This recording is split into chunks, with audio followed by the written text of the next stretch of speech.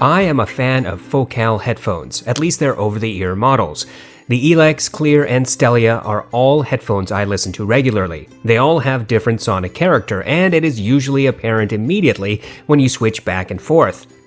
Focal has a flagship headphone to rival the likes of the Audeze LCD4 and Hi-Fi Man HE1000 or Susvara. Focal's most ambitious and most expensive headphone is the Utopia. The Utopia is regaled in the high-end audiophile community as an end-game headphone. Expensive amplifiers will often be paired with the Utopia in marketing, if nothing else than to suggest that the amplifier is of the same caliber. But the Utopia are $4,000 MSRP. And is any headphone really worth that much money? The answer is always up to the consumer. As long as a piece of gear does what it is supposed to, it is well built and sounds good, the consumer can put the price tag on the gear. As for the Utopia, are they worth $4,000? No. Are you crazy? I did not pay $4,000 for the Utopia, and there is no reason why anyone should pay the MSRP for these headphones. In fact, I got the headphones relatively dirt cheap, relatively being the key word, because a few hi-fi gear resellers were trying to offload used stock when the COVID-19 lockdowns started. Every once in a while, you will see the Utopia on eBay for around $2,500, used, of course. So let me be clear, do not buy the Utopia for $4,000. And if you see it at 50% off, well, you may want to hesitate before buying it. The Utopia are good headphones, and they carry the Focal sound signature, which I would describe as having a neutral or slightly rolled off bass, neutral mids, and slightly elevated treble. All four Focal headphones I have excel in presenting vocal-centric music, and all four have at least above-average soundstage. For my initial tests, I paired the Utopia to the Canon iDAC6 Mark II and the Audio GD1 amp. I used Amazon Music HD for my music. I switched between the tube hybrid and solid-state configurations on the iDAC6. The Utopia does reproduce the slight changes between the solid-state and tube output configurations on the DAC, and that's promising. Some expensive headphones like the LCD4 are just too dark sounding to really reproduce slight alterations that the iDAC6 is capable of. The Utopia has neutral bass with a slight roll-off. This means you do not get the rumble or emphasis of songs that use bass as a primary emphasis source. In Mountains by Hans Zimmer, the rumble is supposed to be present at the very beginning and last throughout the song, but the Utopia simply was not able to recreate that signature until the rumble became more emphasized several seconds into the song. The bass guitar in Natalie by Milk and Bone was clear and undistorted, but lacked the transience that bass guitars are known for. The guitar never overshadowed the mids and also never sounded lost in the mix. It was simply that the bass guitar sounded distant. In Pure Water by Mustard and Migos, the bass was present but definitely not hip-hop worthy. The bass was quick and underemphasized. The rumble was basically not there. The bass slam sounded blunted as if the drummer was in another room at the other end of the house.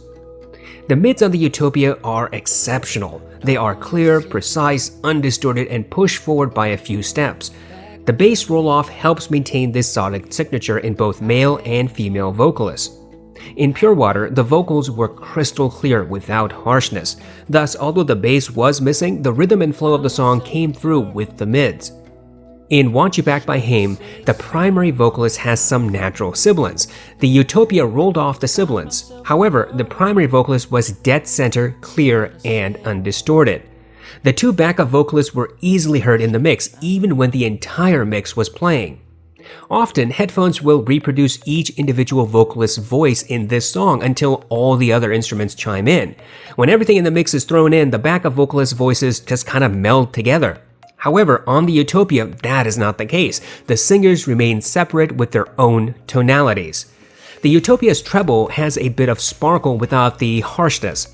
If you look at the frequency response measurements, you will see there is a significant roll-off around 7 kHz. Scherzo for X-Wings was a pleasure to listen to on the Utopia.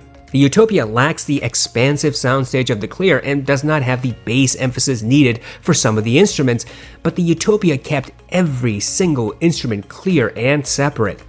The treble roll-off was perfect for scherzo so that I still heard the energy of the brass and horns without the ear-piercing sound added by headphones like the HD800S. Flight from the City by Johan Johansson sounded clear, precise, and smooth. The bass roll-off helped keep the piano undistorted. The piano sounded as if it was about 10 to 15 feet away from me, and the cello was about the same distance. Both instruments had separate tonalities. The Utopia unfortunately do not have the type of soundstage I expected.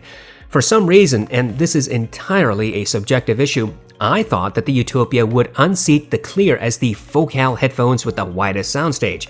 That is not the case. The Utopia has above average soundstage, more than the Stellia and noticeably less than the Clear. The Stellia sounds as if you're listening to excellent speakers in a large living room. The Clear sounds like you are outside listening to some of the best loudspeakers money can buy.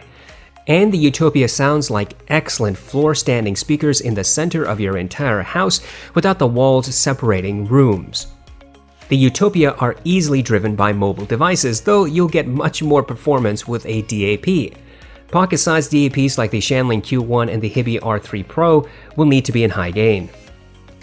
The Utopia are impressive. They are comfortable, sturdy, and sound, for the lack of better phrasing, musical. But the Utopia is far too expensive, and I think Focal really cheaped out on the accessories. The Utopia does not come with a carrying case, unlike the Clear and Stellia. The presentation box is shockingly less elaborate than the ones for the cheaper headphones. The Utopia comes with one very lengthy cable that is excessively thick. Both the Stellia and Clear, headphones which are significantly cheaper, came with multiple cables of reasonable length. Moreover, the other Focal headphones use 3.5mm cable jacks. The Utopia uses LEMO, which is frustrating. LEMO adapters are expensive and prone to failure because of their silly locking mechanism. And LEMO cables are not easily available. Luckily, Hart Audio Cables hooked me up with my cable hookups. I asked James Alvarado at Hart if he had LEMO cables for the Utopia. He said he didn't, but he would make one for me at cost. I am happy to say that the Hart LEMO cable works as good as the stock Utopia cable. If you watch my headphone reviews and unboxings, you will notice I often mention Hart. And the reason is this: they offer affordable cables with very good build and customer service. They make cables in the United States, and they have a unique kit system that saves you money in the long run. Look, this is not a paid commercial. I just really like Hart. As always, I will do my usual tests and comparisons of the Utopia. These are headphones not for the common man. They are for the certifiably insane. And if you're the crazy audiophile, then the Utopia might be on your radar. But everyone else will likely want to think long and hard before committing to the Utopia or any other similarly priced headphones. I hope my upcoming Utopia videos will help you reach your decisions.